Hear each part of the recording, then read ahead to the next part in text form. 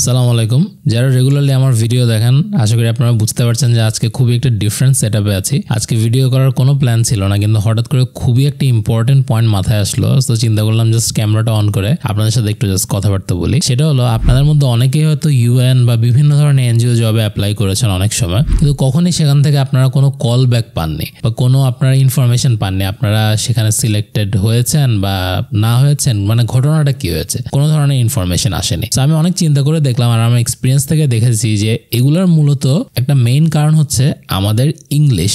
যে ইংলিশগুলো আমরা mainly use করি আমাদের সিভিতে, আমাদের কভার লেটারে, আমাদের ইমেইলে, বা আমরা যদি ইন্টারভিউ পর্যন্ত সিলেক্ট হই আমাদের ইন্টারভিউ লেভেল পর্যন্ত। তা আমি আমার বিভিন্ন এক্সপিরিয়েন্স থেকে আজকের ভিডিওতে আপনাদের সাথে খুবই কমন কিছু মিস্টেক যেগুলো আমরা বাংলাদেশিরা মেক করি যখন আমরা কোনো একটা ইউএন জবে অ্যাপ্লাই করি, যেগুলোর কারণে হয়তো আপনি একটা ইউএন এর জব আজ পর্যন্ত পাচ্ছেন না। Let's get started. Mistake number 1, overusing complex word to sound smart. বেশিরভাগ বাংলাদেশি অ্যাপ্লিকেন্টরা চিন্তা করে যে খুব অ্যাডভান্সড ইংলিশ ইউজ করলে হয়তো রিক্রুটার আপনার প্রতি অনেক ইমপ্রেসড হবে, কিন্তু দেখা যায় যে এটা ইউজ করার কারণে বেশিরভাগ ক্ষেত্রে দেখা যায় ইংলিশটা অনেক বেশি কনফিউজিং আর অনেক আনন্যাচারাল সাউন্ড করে। For example, I am desirous of rendering my utmost capacities in alignment with organizational mandates. এটা না বলে সিম্পলি বলা যেতে পারতো, I want to use my skills to support the goals of the organization. এটা দিয়ে আপনার ইংলিশটা অনেক সিম্পল, ক্লিয়ার আর ডিরেক্ট শোনায়, যেটা দিয়ে আপনি ক্লিয়ারলি আপনার মেসেজটা কমিউনিকেট করতে পারেন। মিস্টেক নাম্বার 2,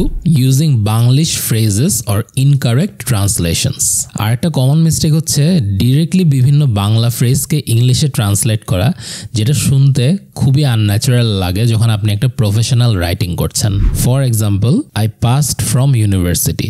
এটা না বলে বলা উচিত, I graduated from university.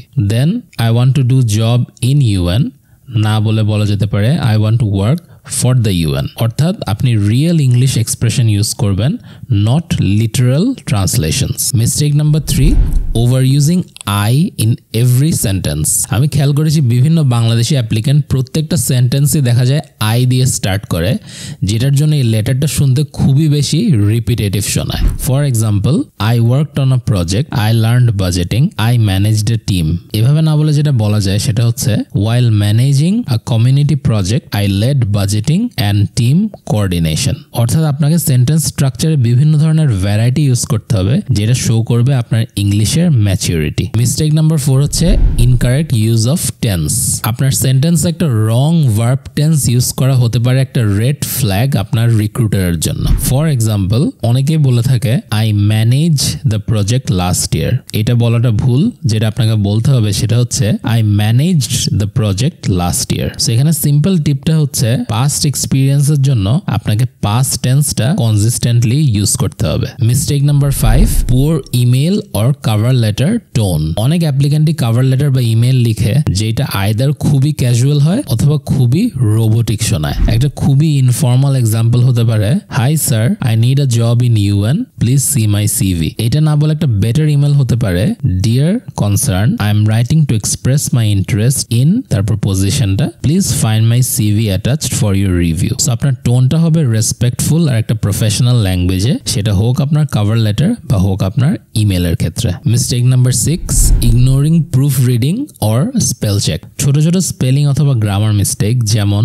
আপনি ফ্রমের জায়গায় যদি ফর্ম লিখেন, এটা কিন্তু কমপ্লিটলি মিনিংটাকে চেঞ্জ করে দেয়। আর এটাও দেখা যায় আপনি অনেক কেয়ারলেস ছিলেন আপনি যখন সেন্টেন্সটা লিখছেন। সো এটা অ্যাভয়েড করার টিপ হচ্ছে, আপনি সিম্পলি মাইক্রোসফট ওয়ার্ডের স্পেল চেক করতে পারেন, তারপর গ্রামারলি টাইপের বিভিন্ন ধরনের অ্যাপ্লিকেশন আছে সেটা দিয়ে আপনি একটু চেক করতে পারেন, অথবা সিম্পলি আপনার একটা ফ্রেন্ড যে হয়তো ইংলিশে কিছুটা বেটার, তাকে দিয়ে আপনার রাইটিংটা রিভিউ করাতে পারেন। আর একটা ফাইনাল টিপ হচ্ছে, practice before the interview. So যদিও আপনার ইংলিশ রাইটিং যতই ভালো হোক, অনেক অ্যাপ্লিক্যান্ট স্ট্রাগল করে ফ্লুয়েন্টলি ইংলিশে কথা বলতে ইন্টারভিউয়ের সময়। সো এটা সিম্পল টিপ হচ্ছে, প্র্যাকটিস আনসারিং কমন কোয়েশ্চেন্স।